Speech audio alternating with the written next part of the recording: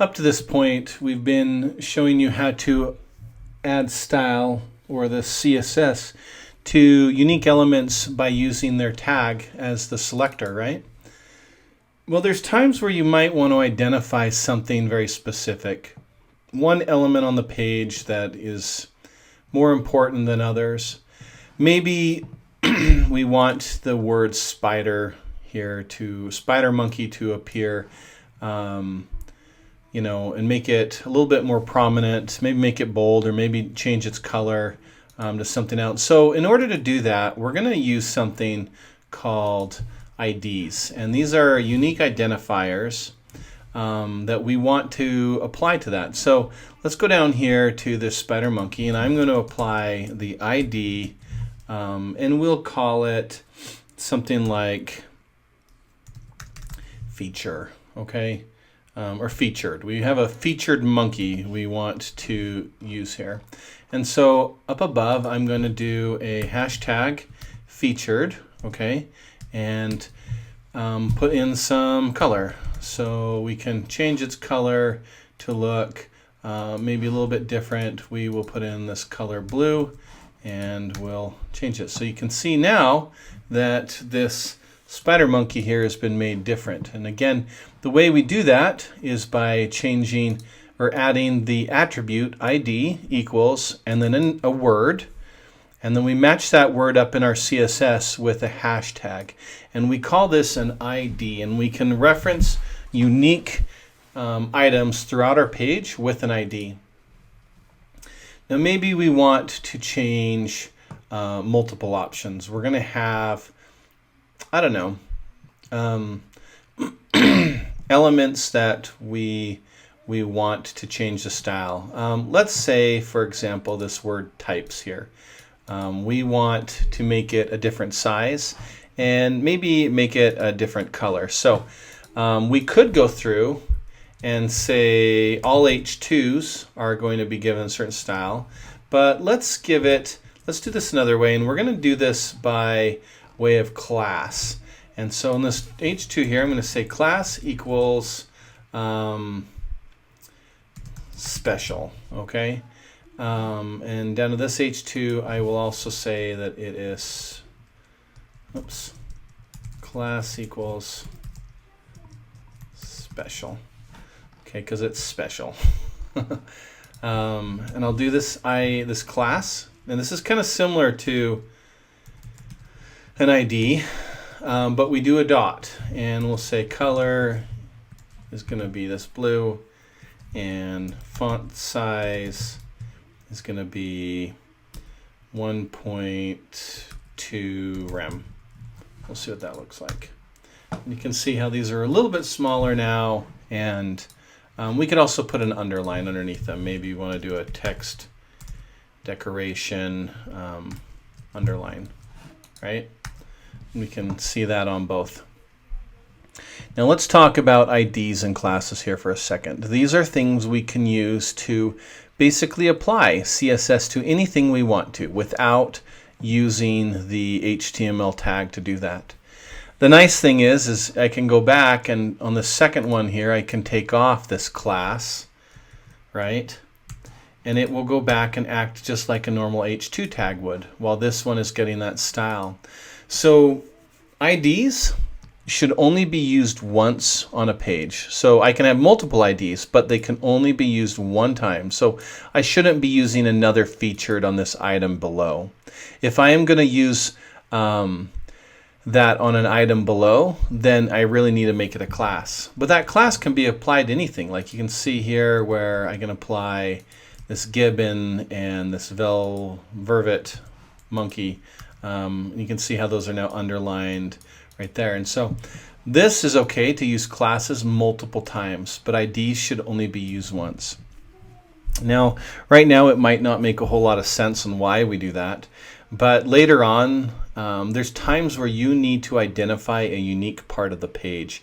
Maybe you have some JavaScript that needs to react and do something when the user hovers over it or interacts with it somehow. And so IDs should only be used once. Now, keep in mind, we have discussed HTML validation. And if you do use an ID multiple times, for example, on this list item, I'm going to have a class and I'm going to have an ID. Because I'm using this ID twice, it will not validate. Now, if I only used it one time, meaning I take it from here and run it this way, this would work and this would validate. Now, my class special and featured will probably, conflict somewhat. Some of the things like the underline will probably come through and the size will probably come through, but the color will probably change back because IDs take precedent. They're more specific than a class is. So IDs and classes, you use them all the time. These are something that are very common, and everybody should get used to using these IDs and these classes throughout your content. I'm going to take and get rid of those really fast. Another way that we can reference out specific elements on the page without using classes or IDs can be through something called a descendant selector. And a descendant selector looks like this. Let's say we want to affect all H2s, okay? And we'll steal this code we had right here and put it into this H2, all right?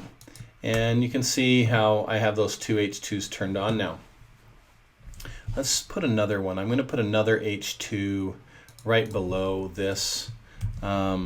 This will be maybe a slogan. No more monkeys.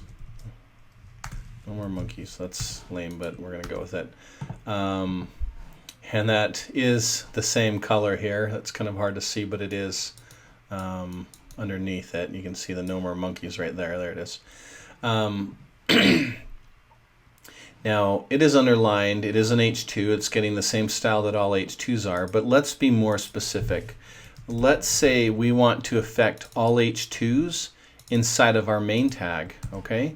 And you can see we have these main tags right here and an H2 there and an H2 there, but this H2 right here is inside of our header.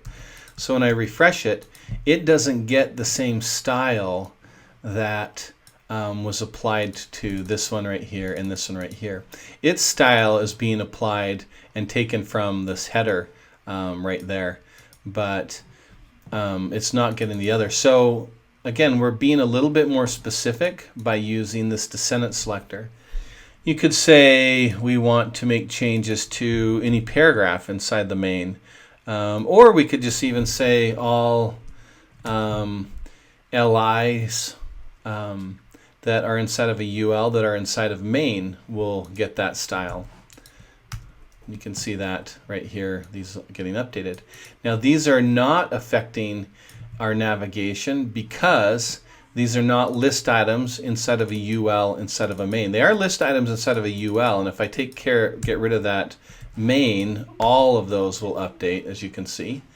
But we want to be more specific. So our descendant selectors can go multiple levels. I could say anything inside of a body tag that's a UL, that's an LI, that's an anchor link, or something like that.